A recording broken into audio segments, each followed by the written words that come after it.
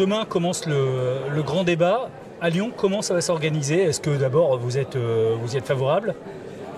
Je pense que ce grand débat peut être un facteur de sortie de crise, dans la mesure où il permettra à chacune et à chacun de pouvoir s'exprimer.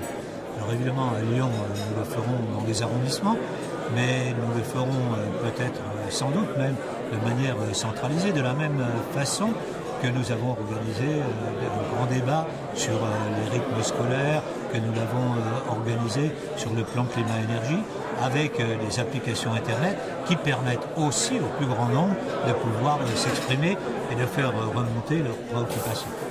La lettre d'Emmanuel Macron, elle vous convient? Mais d'abord de 4 thèmes. Celui de la fiscalité.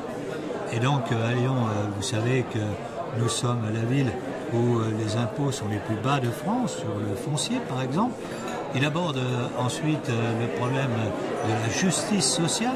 Et ici, nous avons toujours cette préoccupation au cœur. Et donc, lorsque nous faisons des opérations de rénovation urbaine à Duchère, à Mermoz Nord, c'est bien pour que les gens ne se sentent pas coupés les uns des autres, pour que la ville soit le lieu de la rencontre. Il aborde ensuite le problème de la transition énergétique. Et on peut dire qu'à Lyon, nous avons déjà abordé depuis longtemps ce problème, à la fois avec les aménagements que nous avons faits du point de vue environnemental, mais surtout avec ces entreprises qui aujourd'hui vont nous permettre de relever les défis climatiques, le défi de la pollution dans les villes. Quand vous allez au salon Polytech, lorsque vous allez voir les grandes entreprises comme Arkema ou Solvay, vous êtes effectivement impressionné par le fait qu'ils sont en train de donner une réponse à l'ensemble des problèmes qu'aujourd'hui nous connaissons.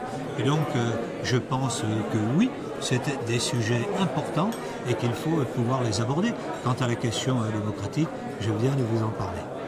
Ce week-end, les violences sont montées crescendo à Lyon, autour de l'acte 9 des Gilets jaunes. Alors évidemment, le maire de Lyon est aussi ancien ministre de l'Intérieur. Est-il normal que ça continue à grimper comme ça? On sait qu'il y a des comparutions immédiates aujourd'hui, mais la réponse semble difficile.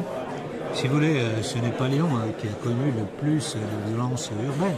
Lorsque l'on regarde un certain nombre de villes, comme évidemment la capitale, comme Bordeaux, comme Caen, comme Rouen, on s'aperçoit qu'il y a eu des violences extrêmement fortes. Et depuis cette dernière semaine, c'est maintenant aux journalistes qu'on s'attaque.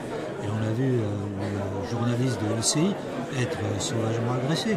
Donc évidemment que lorsque on s'attaque aux journalistes, c'est à la liberté d'expression, on s'attaque, c'est au fondement même de ce qu'est notre démocratie. Pour l'acte 10 de samedi prochain, il y a suffisamment de sécurité? Vous allez demander à ce qu'elle soit renforcée? Si vous voulez, je pense que depuis quelques semaines, nous avons à Lyon beaucoup de force. Et donc, pour le dernier samedi, il y avait aussi beaucoup de forces présentes. Et donc, nous n'avons pas eu à subir les violences qui étaient celles d'un certain nombre de grandes villes. Et je m'en félicite.